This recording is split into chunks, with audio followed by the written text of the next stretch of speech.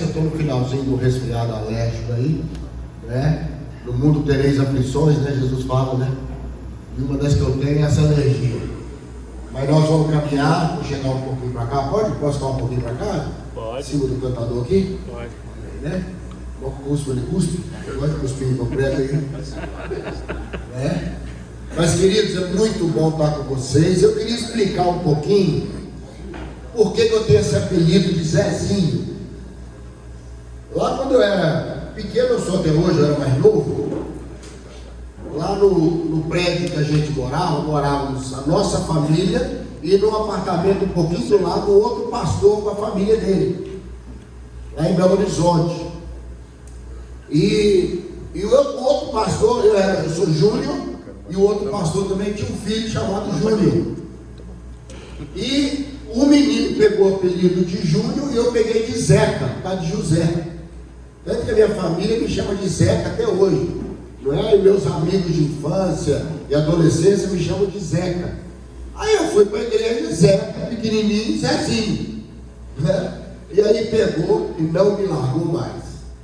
Mas eu estou feliz que tem um irmão, ele está com mais de 73 anos, o filho dele é neném.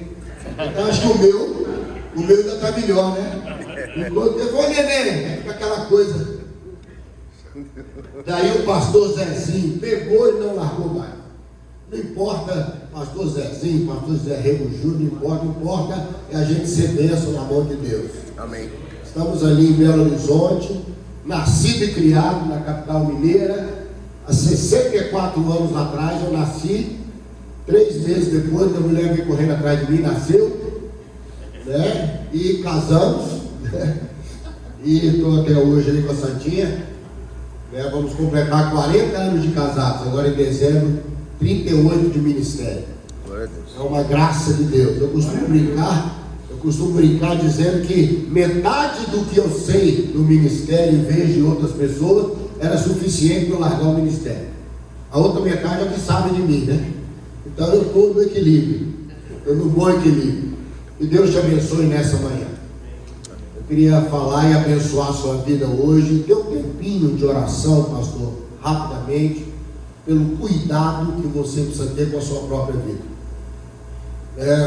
Está dentro do texto básico aqui, cuida de ti mesmo e depois da doutrina.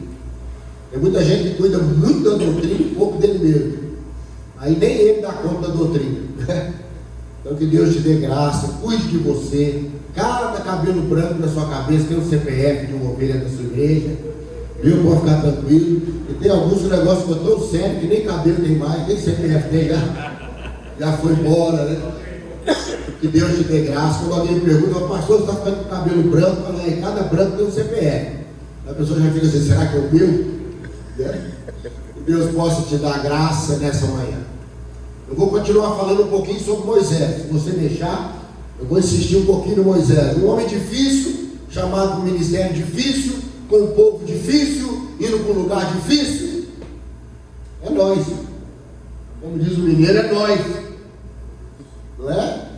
E eu queria começar com Atos 7:25. Atos 7:25, no meio do sermão de Estevão.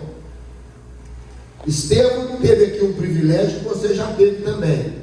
É pregar com os outros jogando pedra em você. Já pregou assim? Hein? Pregar com os outros jogando pedra, né? Estevão pregou e a pedra comendo em cima depois, né? Então a gente prega às vezes num ambiente que não é favorável. Mas sabe o que eu aprendi com o Estevão aqui? Não é ambiente que faz a mensagem nem o louvor. Não é? Os irmãos estavam ministrando aqui, ó. Eu ouvi isso, aprendi e me abençoou muito. A gente fica às vezes pensando, a igreja tem que ter um ambiente bom para louvar. Irmão, Paulo e Silas na prisão tinha ambiente bom para louvar, irmão? Hein? Começaram a cantar louvor de meia-noite, os pés e a mão presos no tronco, tinha apanhado, cárcere interior, que era lá do fundo, que ambiente que eles tinham? Eles começaram a louvar e Jesus foi lá na prisão. Quando o Senhor chega na prisão, as portas se abrem, as cadeias caem, e até o carcereiro é liberto. Até quem queria fazer mal para a gente, vira amigo da gente. Olha que igreja maravilhosa de Filipos, né? Começou com uma mulher na beira do rio, carcereiro. Igreja tinha tudo para dar certo de Filipos, não tinha jeito. Não é? Mas o Senhor abençoou e levantou uma grande igreja naquela cidade.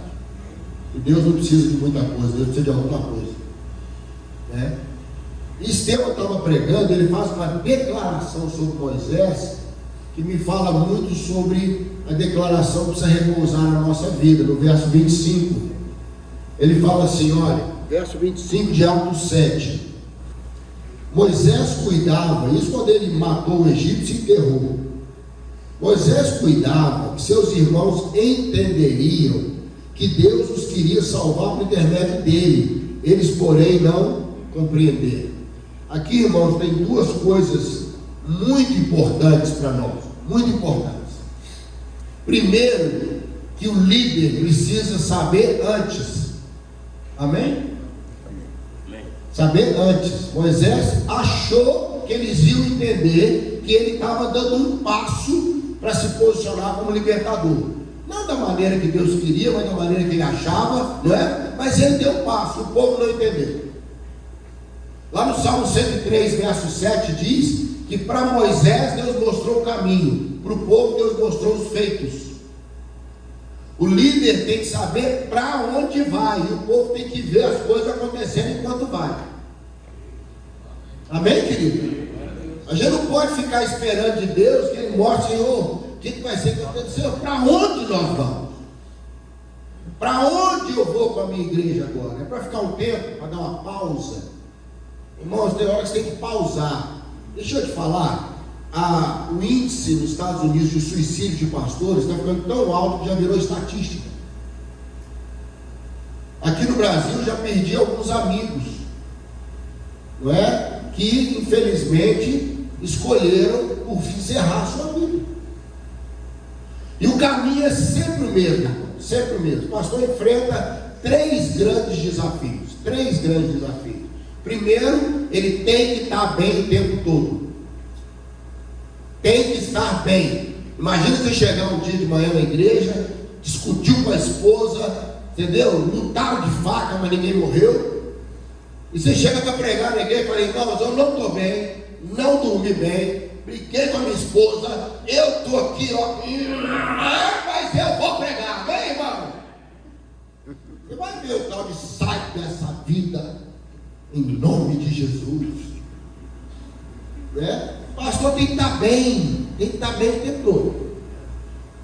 Já reparou? Você não pode nem ficar triste, tem sempre aquela ovelha que fala, pastor, quem foi? Você não quer falar, adianta. Você acha que vai dar paz para você? Pastor, se não é assim, fala comigo, não, o que é? Você está doente? É dor de cabeça? É esporão? Está com esporão no pé? É gota? É sua esposa? O que sua esposa fez? Vou conversar com ela. Não vai dar paz, não. Vai ter que arrumar alguma coisa. Falar, eu tive que lutar com a barata de madrugada, mas eu matei a barata. E acabou que eu não dormi. Tem que arrumar a barata para você matar. Pastor tem que estar bem o tempo todo. Não é só pastor não, todo líder de igreja. Irmão vai dirigir o louvor, tem que baixar nele uma alegria. Não é verdade? Não importa como é que ele está. Professora de departamento infantil, tem que ter sempre aquela carinha e acabei de ganhar $20 mil. Não tem? Irmãos, vamos levar as crianças. Amém? Imagina chegar na frente, não entrega essas coisas aí. Prometo que eu devolvo tudo vivo hoje. É ou não é? Segunda demanda, produção alta. Produção alta. Mensagem tem que ser maravilhosa, os irmãos têm que estar produzindo, a igreja tem que estar crescendo, e tudo tem que estar acontecendo. Isso aqui, nós estamos meio parados, pastor. Nós estamos meio parados. A igreja tem que. Eu acabei de ir numa igreja ali agora, dos irmãos estão tudo alegre, aqui na igreja está tudo triste. Alta produção o tempo todo. O pastor prega muito aqui no Brasil. Nos Estados Unidos eles têm uma reunião no domingo, O americano não encontra durante a semana. É raro tem uma reunião na semana. A gente aqui, meu irmão, barata não fica em igreja, sabe por quê? Sempre tem alguém lá. Por isso não acho barata na igreja. Não é que vem detetizado, não. Toda hora tem uma incomodar barata, tem que sair. Segunda-feira tem ensaio daqueles que vão converter amanhã. Terça-feira tem culto das mulheres, quinta culto das crianças. Sexta-feira crianças no útero fazendo um coral. Sexta-feira tem reunião de quê? Sábado tem jovem. Domingo à tarde a turma de oração. Domingo à noite, né? Segunda-feira, então, pastor, jogaram o corpo dentro do lote. A família foi buscar. Às vezes você prega 2, 3 vezes na semana. No mínimo 3 vezes. No mínimo 2 no domingo, no médio, não é? Uma na semana. Você fazendo suas contas aí, você tem que fazer uma produção alta. Alta. Esses dias eu fiquei até esse mês sem graça. Eu fui ler, estava estudando sobre o Vale de Baca. Eu ia dar um estudo sobre o Vale de Baca. E aí eu peguei um texto muito bom do Elmer Len César, quando ele escreveu um livro chamado Passando pelo Vale Árido, de 2000. E eu dando uma pesquisada na internet, eu vi o mesmo texto copiado e colado por um pastor em 2019. Ele colocando como se fosse dele. Mas assim, nem deu trabalho de... Não. Sabe, copiou e colou? Eu fiquei pensando, assim não dá. É por isso que vai caindo o nível. Porque está estressado, vai na internet, pega uma mensagem bonita, copia, cola, prega do livro. Então a gente vai perdendo essa força por causa da cobrança da autoprodução. Mas o pior para mim é a sequência que está acontecendo. Estou falando sobre o autocuidado, tá, gente? Um pouquinho. É, primeiro, um estresse contínuo. Quando você trabalha no comércio, temos empresários aqui no Gideões e tudo, você tem estresse pontuais. Por quê? Porque o CNPJ não lê Bíblia, mas CNPJ manda embora, pode mandar embora.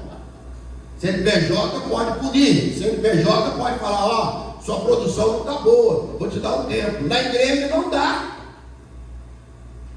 Hein? Dá para fazer isso? Chamar o líder de louvor e falar, meu irmão, o louvor não está bom. Você precisa melhorar o louvor. Falar, pastor, não gosta de mim não. O negócio do pastor é comigo. Eu sempre notei isso mesmo. O jeito do Equador para baixo, tudo é pessoal. Do Equador para baixo. Eu era criança, convivi muito com missionários americanos. A gente morava perto do Colégio Batista, lá em Belo Horizonte. A gente sempre convivia ali com missionários americanos. Eu era criança, brincava às vezes com os filhos deles lá. E eu vi uma vez 2 discutindo, eles discutiram os 2 missionários. Eu falei, vai ter morte. Gente, acabou a reunião, eles passaram pela porta e começaram a conversar normalmente. Mas e aí, vai dar para almoçar na sua casa? Não sei. Esse povo é doido. Não, eles separam as coisas. Eles separam. A discussão lá dentro era de trabalho. Passou da porta, pessoal, não tem problema nenhum. Cada um pensa de um jeito, vamos para frente. Olha que loucura. E na igreja não dá. Porque se você chamar a atenção daquele irmão, afeta a família toda. A família tem irmão lá para o diácono, pai dele é diácono, a mãe é não sei o que, a mulher de oração, o irmão dele ajuda lá na parte de administração da igreja. Aí você dá nele, esse negócio espalha na família igual o percevejo andando nas ruas. Replica rapidamente. Já notou isso aí? Então o pastor ele não vive um estresse pontual, ele vive um estresse contínuo. Tem pessoa que está lá na igreja, ela tem um ministério, perturbar o seu. Ela não vai na igreja para assistir o culto, ela vai para policiar o culto. Pastor, o louvor estava alto hoje. Né? Olha, eu vi gente indo embora, e a mensagem está demorando muito, pastor. São fiscais do reino, sabe aquele negócio? A pessoa não vai para adorar o Senhor, ela vai para observar se estão adorando direitinho. Você está rindo, mas já lembrou dos 5 ainda. Você está rindo, foi lá na minha igreja. Então são pessoas com esse dom, tudo tem uma postura, tem uma coisa. Então o pastor ele vai entrando num estresse. E o que dá estresse na gente? Tem um bom estresse também, tá, gente? Tem um desafio de fazer e vamos fazer. Isso é legal, não é bom? Olha, a igreja entrou no projeto agora que nós vamos, sabe como é que é? Glória a Deus, e dá aquele frisson, aquela coisa. O mau estresse é aquela situação que você não tem como resolver e tem que conviver. Aí é duro. Porque esse estresse contínuo, ele joga o pastor numa depressão chamada burnout. O que é o burnout? Uma depressão que vem de fora para dentro. Entendeu o que é? Conversei com um pastor um tempo atrás, se tratando de burnout, ele falou que só o telefone chamava o celular. Se era um membro da igreja, ele tinha taquicardia. A igreja colocou em licença, ele se tratou, ficou meses em tratamento, agora está voltando para ele. Falou, só de ver assim, não é irmão bom, irmão ruim, é qualquer um da igreja. É coisa da igreja. Ele tinha um ataque cardíaco, o coração disparado. Ele entrou num estado de depressão. Essa depressão contínua, mais o estresse, se ela avança, irmão, a pessoa pode ter picos de depressão, quando ela pode, num momento desse, de desespero, até encerrar a própria vida. O caminho sempre vai por aí. E o que eu tenho notado, conversando com colegas, né, é que o nível de estresse está muito alto. Principalmente agora, nós estamos numa pós-pandemia. A pandemia alterou completamente algumas coisas que a igreja prioriza muito. Proximidade, né? As pessoas não podiam estar próximas. O contato, a comunhão foi afetada, ficou tudo de longe. As igrejas não estavam adaptadas para fazer cultos online. Os pastores mais veteranos nunca trabalharam com isso, para eles foi um desafio muito grande. Teve gente que aproveitou a situação e, como diz o mineiro, picou a mula. Não, pastor, é Covid. Não, Covid é pastor, mas a gente não sabe, né, pastor? A gente não sabe, a coisa está por aí. Tem que tomar cuidado. Minha mãe está idosa. Vai que eu pego um Covid atrasado desse, um Covid delay. Ele me pega, eu pego a minha avó. Então, pastor, os próximos 3 anos eu vou cuidar da minha avó. Infelizmente, vivemos tudo isso. Nesse ambiente de autocuidado, eu quero... quem sou eu para te aconselhar? Tem pessoas aqui muito mais experientes que eu. Mas eu quero trocar experiência. Eu sou filho de um homem que teve que interromper o ministério aos 42 anos. Por um estado de estafa absoluta. Estresse generalizado. Eu estou te falando de alguém que viveu o que é um ministério, lógico que tudo pela vontade, autorização do Senhor. Deus sabe tudo, né? A gente acha que sabe, Deus sabe. Mas nós vivemos isso na nossa casa. O que é? Meu pai, irmão, na época não tinha avião, não tinha celular, não tinha recurso de internet. As viagens eram de trem, na maioria das vezes. E as conferências na época do meu pai eram de segunda a domingo. As conferências da igreja eram assim: começava segunda, pregava segunda, terça, quarta, quinta, sexta, sábado, terminava domingo.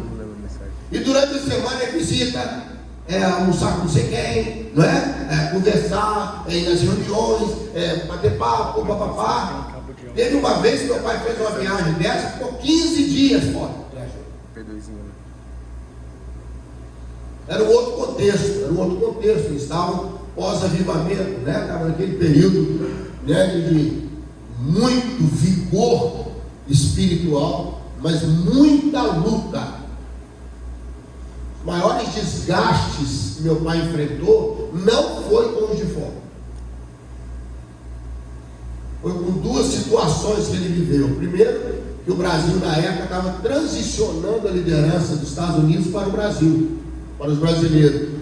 Pegou exatamente nessa hora que os americanos estavam entregando a liderança, década de 60. Quando houve avivamento, eles assustaram, puseram o pé no freio e ficou aquela coisa, vai ou não vai. E a segunda segunda coisa, irmãos, que durante o avivamento houve muito oportunismo de ministérios que não estavam alinhados com a visão da época. E isso trouxe muito desgaste. Para você ter uma ideia, foi necessário, um dos motivadores, meu pai escreveu o livro Calvário e Pentecoste, foi exatamente para dar embasamento bíblico ao avivamento. Exatamente para falar, olha, é de Deus e é bíblico. E aí lá dentro, se você puder fazer uma releitura de Calvário e Pentecoste, você vai ver que lá fala sobre os dons, sobre a manifestação do Senhor na igreja, sobre como a obra anda, o chamado líder servo, cristão submisso, exatamente para viver esses conflitos. Por que eu estou te falando tudo isso? Porque Deus não leva Moisés direto para o Sinai com o povo, em Midian. Deus vai antes com Moisés para Midian. Você notou isso? É ou não é verdade? Antes, lá na região de Midian, que está o Monte Horebe, que está aqueles montes, né, do Sinai, que eles falam, aquela cadeia ali, de montes muito próximos do outro. O Senhor vai com Moisés para lá, para Moisés ter um entendimento diferente do inicial que ele tinha. Sabe, irmãos, mexe muito no meu coração, que às vezes a gente acha que matando o egípcio, enterrando, a gente vai fazer o povo entender. O único que pela morte e ressurreição fez alguma coisa foi Jesus. Amém? Para sempre. Então Moisés, ele tinha boa intenção, concorda comigo? Ele queria que o povo entendesse aquilo. Eu e você sabemos que é uma ilusão achar que aquilo que falamos no púlpito, o povo vai entender. Sempre tem aquele que fala, pastor, eu não entendi direito não. Pastor, não é hora, precisamos ter calma. Sempre tem a turma do freio de mão puxar. Tudo, cuidado. Pastor, as finanças, pastor. E a gente fica às vezes patinando. Só falou, não, preciso levar Moisés para Midian e mostrar para ele como é que é o negócio dele. Então ele chega em Midian. Em Midian, ele chega em Midian para primeiro aprender a perseverança. Ficar 40 anos no mesmo lugar, cuidando das ovelhas. Amém? Não é fácil não. A primeira coisa que o Senhor precisa nos ensinar para a gente realmente ser bênção num ministério difícil, com pessoas difíceis, sabe que negócio? Perseverar. Amém? O texto que o irmão leu aqui foi muito, eu amo esse texto. Não é vão no Senhor. Amém. Sede firmes e constantes. Paulo está fechando a primeira conversa com os coríntios, lá em 15:58, e ele dá essa palavra, porque Corinto era uma cidade muito difícil, irmão. Muito difícil, era uma cidade avançada para a época, os irmãos sabem disso. Lá as mulheres estavam num processo de disputa por igualdade com os homens. Eles queriam até ministrar também lá na sinagoga, queriam falar, discutiam, o negócio criou uma estabilidade, havia uma disputa em Corinto, uma briga por igualdade de sexo em Corinto. Paulo chegou a falar, gente, fala com essas mulheres para falar com o marido em casa, se ela fala em público, dá uma confusão. Que havia essa disputa em Corinto. Paulo tem que falar, calma gente, vamos organizar aqui na igreja, pelo menos na igreja. Não é? Vamos alinhar a discussão num ambiente que não dê, porque era muito constrangedor. O homem estava falando, a esposa ele levantava e confrontava. Entendeu? Eu queria ensinar também, então isso vai dar confusão esse negócio, né?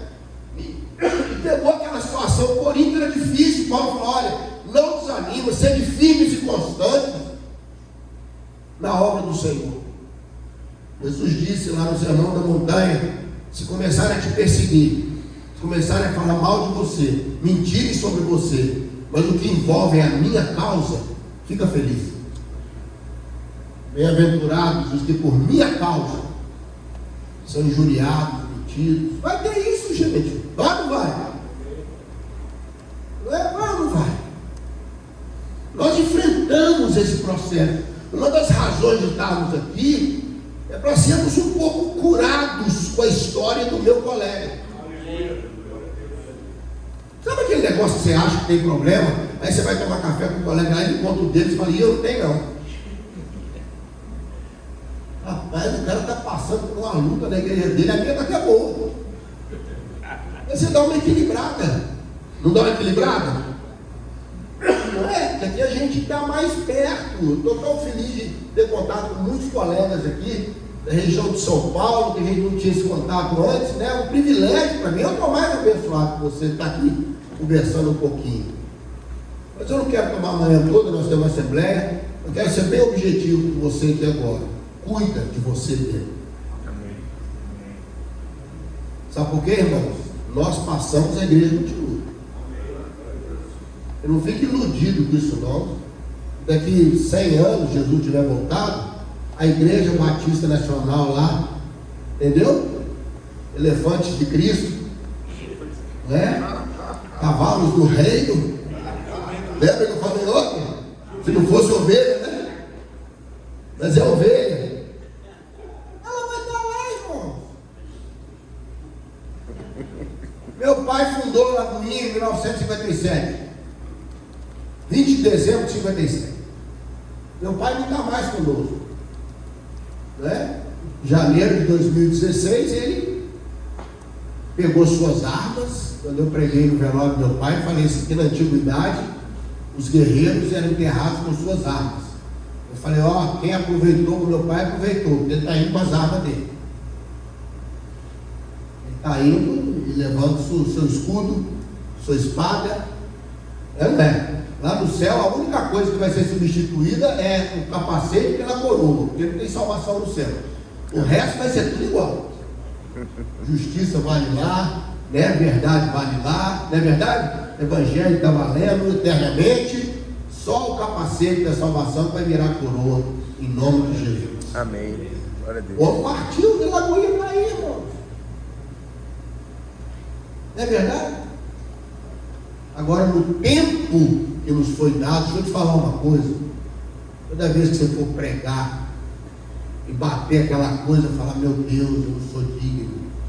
Outro podia pregar melhor que eu. Outro podia ter isso aqui. Outro isso aqui. Às vezes você, sabe, pastor, ele come frango com jiló lá na comunidade com suco. Que suco! E no outro dia ele está almoçando com o homem mais rico da cidade, comendo uma coisa na mesa que ele nem sabe o nome daquilo. Nem sabe como é que o nome é aquilo. Pastor vai com poeira de comunidade no sapato para entrar na mansão do rico.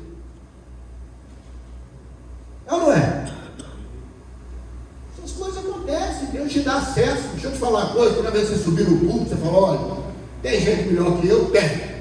Tem pior que eu? Tem. Mas hoje sou eu. Amém. Hoje é minha vez. Uma irmã virou para o pastor dela e falou, pastor, eu estou observando o irmão há 5 meses. Eu não tenho uns pecados graves aí, pelo menos 5. Aí o pastor olhou para ela e falou, irmã, graças a Deus. Ela falou, por quê, pastor? Você descobriu só 5. Mas deixa eu te falar. Domingo agora você vai sentar no primeiro banco. O seu pastor com 5 pecados vai pregar para você. E eu vou passar a observar a irmã a partir desse domingo. Nós não estamos trocando observação. Eu vou passar a observar a irmã. Daqui a pouquinho eu relato os seus. Agora nesse domingo você senta na frente. O seu pastor com 5 pecados vai abrir a Bíblia e vai pregar o Evangelho para você. Amém? Não, irmão, não deixa essas coisas tomar conta de você não. Deus levou Moisés para Midian para trabalhar nele perseverança. Depois trabalhar nele, aprender a cuidar do que não é dele como se fosse dele. As ovelhas eram do sogro dele. Então na igreja você preocupa, mas não preocupa muito não, porque quem é dono mesmo, quando precisar vai lá e vai resolver. Amém? Imagine o dono da loja entrar na loja e falar assim, eu quero uma camisa. Aí a funcionária fala, ó, como o senhor é dono da loja, vou dar um desconto especial para o senhor. Você vai pagar 50% mais barato. Ele falou, não, e você está na rua agora.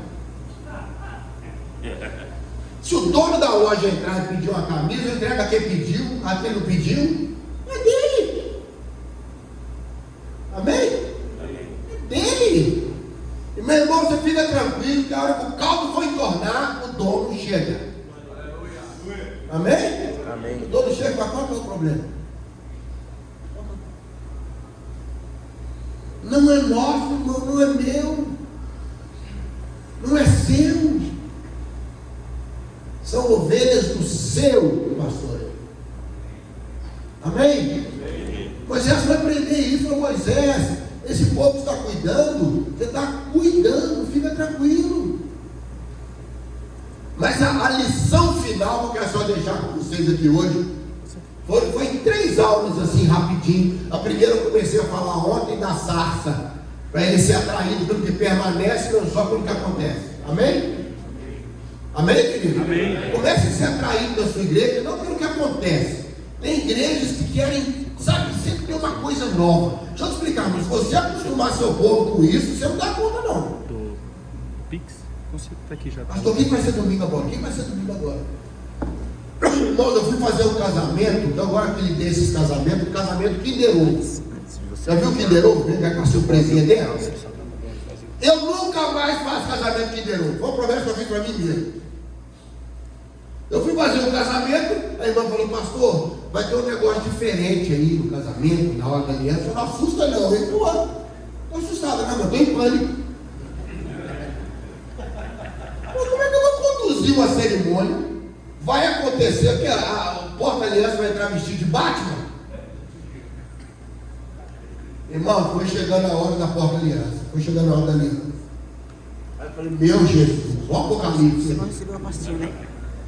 E cavalo que vai entrar vermelho, amarelo. Aí chegou a hora da aliança, entrou uma moça com aquelas roupas, né, que dançar, já viu? Ele estava dançando, ela dançou pra... Deve ser a dança, depois, né? Fizeram uma homenagem. Aí a menina dançou, chegou perto de mim e fez assim. Aí não. Eu dançar junto, vai ser assim mesmo. Vai convidar outro. Aí eu fiquei assim. Aí ela rodou de novo, dançou um pouquinho, eu me disse assim.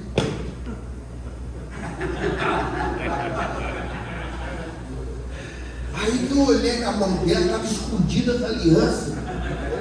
Atrás aqui do negócio. É um mistério isso aí. Aí acabou essa parte, porque agora acabou, né? Falou, pastor, tem mais uma coisa. Meu Deus. Entrou um casal que foi homenageá-los e foram fazer uma dança, o marido e a esposa. Os dois assim mais velhos, bem gordinhos, sabe? Começaram a dançar. E eu segurava, não.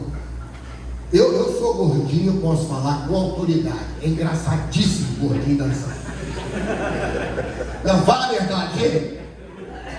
Gordinho ou gordo é a coisa mais simpática do mundo. Do mundo. Obrigado. Não é? O gordinho vai no churrasco, você não fica preocupado. Vai comer, não vai comer. Ele vai, não é? Ele vai comer. Você sabe que ele vai comer. Gordinho, você tá alegre, bem-humorado. Não, vai beber com a vida. Se você contar uma piada de gordo, a gente conta mais 3. Mas é muito engraçado. Ele estava dançando e a calça começou a cair. Ele levantava. Eu olhando aqui, eu falei, meu Deus. Aí eu olhei para a noiva, ela assim, quase chorando. Aí acabou, passou isso, e graças a Deus mais nada diferente aconteceu. Deixa eu te falar uma coisa. Se você colocar a igreja numa de acontece mais do que permanece, você não vai ter saúde para manter isso não. Estou te falando. Porque a novidade, ela é gostosa, mas ela cansa. E a hora que você for chamar para o que permanece, para orar, para estudar a palavra, para evangelizar, para ter a perseverança de estar ali na igreja, aí você não vai ter isso não, porque nada acontece. O primeiro desafio foi Moisés. Você vai ter que conduzir esse povo, porque esse povo não permanece. Pode estudar a história no deserto. Qualquer probleminha queria voltar para o Egito, queria matar Moisés, queria tirar a liderança, queria. Olha a verdade. Irmão, Coré acordou um dia indisposto com Moisés. No final do dia tinha 250 líderes querendo tirar Moisés. Essa coisa espalha. Não é verdade? Vocês sabem disso. Vocês sabem que nós enfrentamos essas coisas sempre. Faz parte, irmãos. Igrejas são pessoas diferentes. São pessoas com suas histórias. A gente entende tudo isso. E a gente anda no meio das histórias das pessoas. Mas que Deus te atraia para a sarça que permanece, mais do que para a sarça que acontece. Estou falando para você agora, não tem nenhuma novidade na igreja, não é nada disso. Se eu vou no hospital, eu fico muito feliz quando o hospital se atualiza, quando o hospital melhora seu serviço, não é verdade? Você chega lá, agora não precisa mais ficar falando com a moça, não tem uma máquina aqui que você dá seu nome, a máquina já encaminha para a sala, legal. Mas eu chegar lá, o médico sair vestido de abóbora e falar que agora ele vai atender assim abóbora para poder descontrair o povo, abóbora para captar a abóbora lá no hospital. Eu quero aquele cara de branquinho atendendo, é ou não é? Tem o que acontece, mas não pode abrir mão do que permanece. Amém, querido? Amém. Segunda coisa que Deus fala com Moisés, fala: o que você tem na mão aí? Fala: eu tenho uma vara, bordão. Joga no chão. Quando ele jogou no chão, está lá em Êxodo 4, virou o que, gente? Uma cobra. E Moisés fugia dela. E eu também fugi. Eu aprendi com um professor de seminário muito querido uma lição sobre essa cobra, eu nunca mais esqueci. Ele agora está com o Senhor, era o nosso professor de grego, e um dia ele contou essa nota devocional, contou isso. Ele falou: irmãos, a cobra era o símbolo espiritual da realeza egípcia. Se você olhar lá no qualquer farol que você abrir, tem lá aquela cobrinha aqui, ó. Era a entidade espiritual, era o Deus que protegia a nobreza egípcia. Deus colocou Moisés de frente com a história egípcia dele de nobreza. Ainda virou bem e falou assim: e pega a cobra pela cauda. Quer dizer, a área que você está mais exposto ali a tomar a mordida, né? Tem que pegar a cobra pela cabeça, né? Pega a cobra pela cauda. Não, tem que ter muita experiência para fazer isso. Aí Moisés falou: agora é que eu estou lascado mesmo, como diz o menino. Me põe de frente com o passado que eu estou tentando resolver. E me expor, mas quando ele pega na cobra, ela vira o cordão de novo. Sabe o que Deus está dizendo para ele? Acabou. Nós cantamos: eu posso crer no amanhã. Isso não me afeta mais. Deus ali limpou a questão do passado de Moisés. Eu queria orar a Deus nessa manhã para dar uma limpada nesse passado. Amém. E passado fica assombrando a gente, irmão. Igual fantasma na mente da gente. Passou, mas você tem isso. Passou, mas aconteceu isso. Passou, mas não sei o que está. Aquela cobra. E a terceira coisa que Deus trata com ele, fala: põe a mão no seu coração. Quando Moisés põe a mão no coração dele, ela sai leprosa. E Deus falou: põe a mão de novo. Quando ele põe de novo, ela sai curada. Não foi a mão que foi curada, foi o coração. O coração deixou de ser um ponto de doença para ser um ponto de cura. E as mãos, a gente sabe que é a obra, é o que a gente faz. Irmãos, tudo está no coração. De repente, olha, a gente vê aqui o pessoal de Gideões falarem, parece que a coisa mais gostosa do mundo é ser o Gideão. Quando eu era adolescente, era diretor da missão Amém, o missionário Roberto Rato. E ele foi falar na nossa igreja, nós éramos adolescentes. Ele falou: olha, a mensagem dele lembra até hoje, hein? Até hoje. Ele falou: cuidado com o sucesso rápido, pode ser o diabo te empurrando. Olha que interessante. Ele, adolescente, ele pegou o mocinho e falou assim: se eu te empurrar aqui, você vai mais rápido para frente. Ele falou: vou, mas vai desequilibrar. Quando o diabo que antecipa, irmãos, a gente chega, mas chega desequilibrado. Porque Jesus não empurra ninguém. Amém? Amém. Jesus não empurra ninguém, ele vai Glória a junto. Deus. Sabe o que o diabo faz com as pessoas fora? Empurra. Você vê menino de 23 anos com sucesso, riqueza, não sei o quê. Ele não tem estrutura para chegar onde chegou. Ele foi jogado lá. Aí faz um monte de bobagem. Está desequilibrado. E ele terminando a mensagem, ele falou: queria fazer um convite aqui para você ter as melhores férias da sua vida. Olha, eu garanto que serão férias inesquecíveis. Vocês vão conosco para 20 dias na Índia. Ele falou: uma coisa eu garanto, vocês nunca mais vão esquecer essas férias. Ele contava assim do campo missionário, que era um lugar conhecido, todo ele está doido para ir.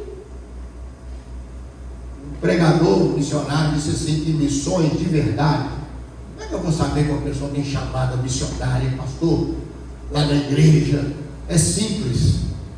Quando alguém virar para você e falar assim: pastor, tem chamada missionária, aí você fala: nós vamos comprar a sua passagem de ida, mas não a de volta. Se ele não gostar da ideia, ele não tem chamado.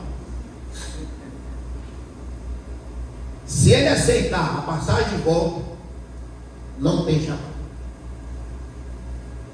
Esse missionário diz: missionário mesmo, só compra de ida. Olha que coisa, hein? Não é? São coisas que a gente vai aprender. Queria pedir a Deus nessa manhã que nos faça passar na escola de Midian. Depois, irmãos, quando Moisés levou o povo para Midian, lá para o Sinai, ele estava escolado, ele estava pronto, ele não temia nada do passado, ele podia encarar Faraó, ele não tinha mais nada a ver com aquilo. Amém? Amém. Ele podia ver a motivação do coração dele. Mais de uma vez, vou falar um pouquinho sobre isso amanhã de manhã. Ele falou: se o Senhor não for comigo, eu não. Ele não falou? Isso é coração, irmão, coração. Sabe, que Deus te dê graça. Então, o que acontece, nunca sacrificar o que perdeu. Felizmente, nós estamos criando uma geração que tem pouquíssimo contato com a Bíblia. Não lê Bíblia. Não lê Bíblia. Essa geração hoje não tem disciplina para ler Bíblia. Pergunte lá os jovens da sua igreja, adolescentes, não lê Bíblia. Eles recebem a coisa pronta. Não é? Pronta. Eles querem que você conte para ele quem foi Davi. Ele não quer ler sobre Davi. Não é? É uma época que está vivendo o que Augusto Cury chama de pensamento acelerado. Olha, isso é tão sério, irmãos. Eu garanto para você que o pastor Valdemir já está pensando na reunião da noite. Estou te falando. Hoje à tarde, à noite. Porque a nossa mente agora está assim, ó, um ponto à frente. Um ponto à frente. Tem gente aqui, ó, no retiro, que está pensando quando voltar semana que vem, como é que vai ser na igreja, uma coisa que fazer. Celebração de Natal, já tem pastor aqui preocupado como é que vai fazer no final do ano. Irmão, você não sabe nem se vai estar vivo no Natal. Por outro lado, você não lembra nem de tomar um café da manhã. Entende o que eu estou falando? A gente fica sempre assim. Aí você vê aquele povo antigo, você senta com sua avó para conversar com seu avô, parece que ele está lerdo. Já viu, vai conversar com a pessoa, já não tem paciência. Ovelha hoje para aconselhar, você acelera a conversa, já viu? Pastor, eu com a luta com meu marido, conheço seu marido, o que está acontecendo? Aquele problema aí já mudou?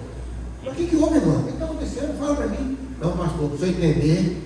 Aí acaba comigo. Tem irmão que fala assim: pastor, para você entender o que eu estou passando hoje, eu tenho que contar como é que foi na minha infância. Me liga, pastor. Quando eu cheguei aqui com a minha família. Aí você fala: infância? Ela está voltando 30 anos. Aí você fica torcendo para chegar no dia de hoje, para cair na minha adolescência. Pastor, eu falei: que é isso?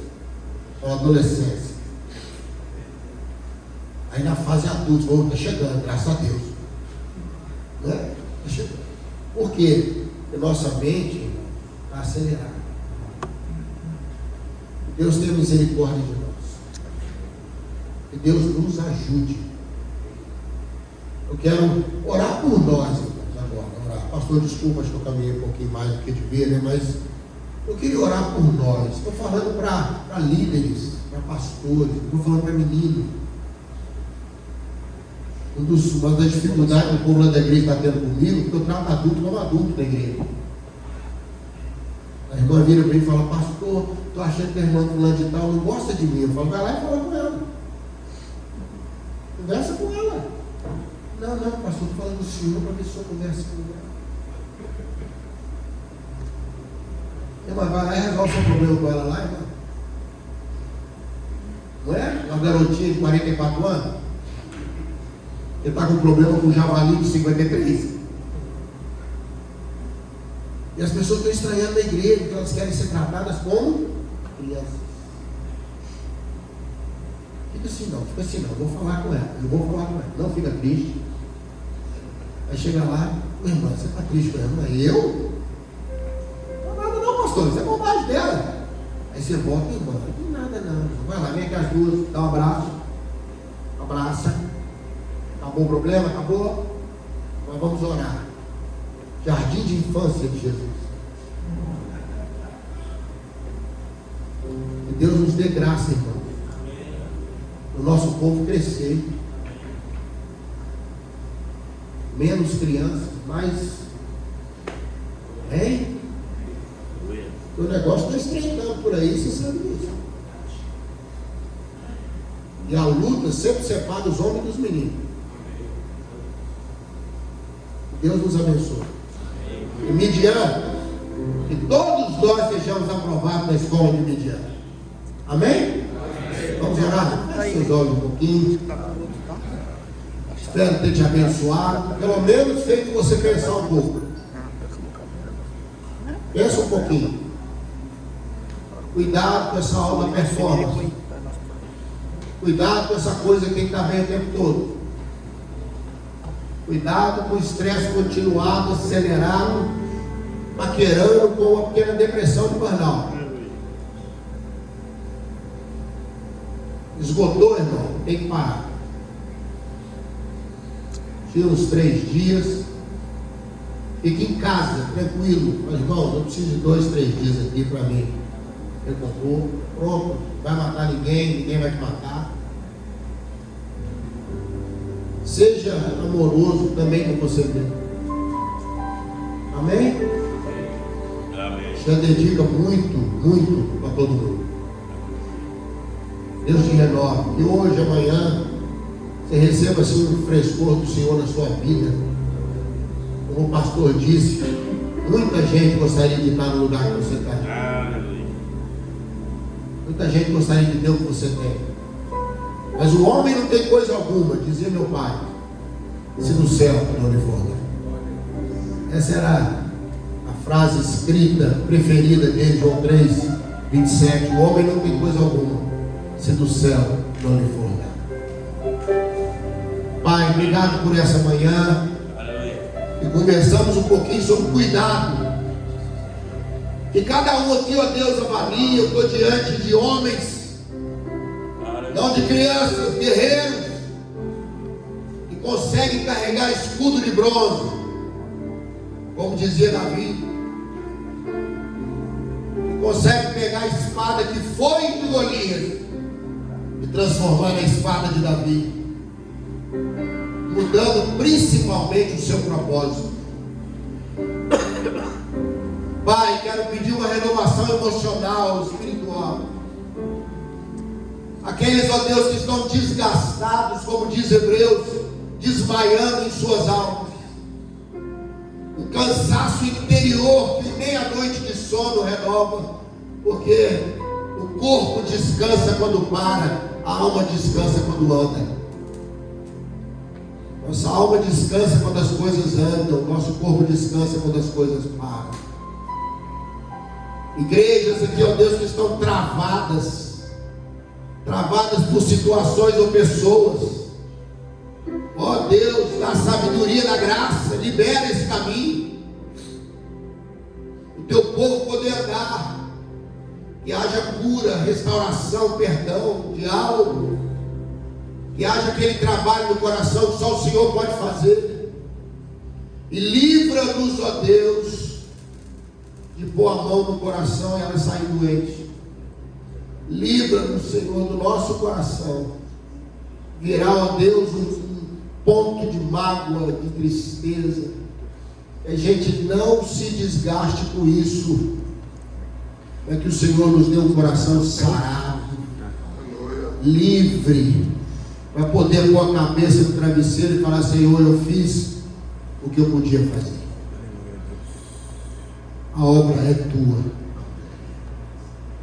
Que o Senhor possa nessa manhã trazer uma cura em muitos corações aqui, talvez feridos, tratados injustamente, rejeitados, trabalhando, Deus, como disse o irmão Sidney, só com reconhecimento celeste.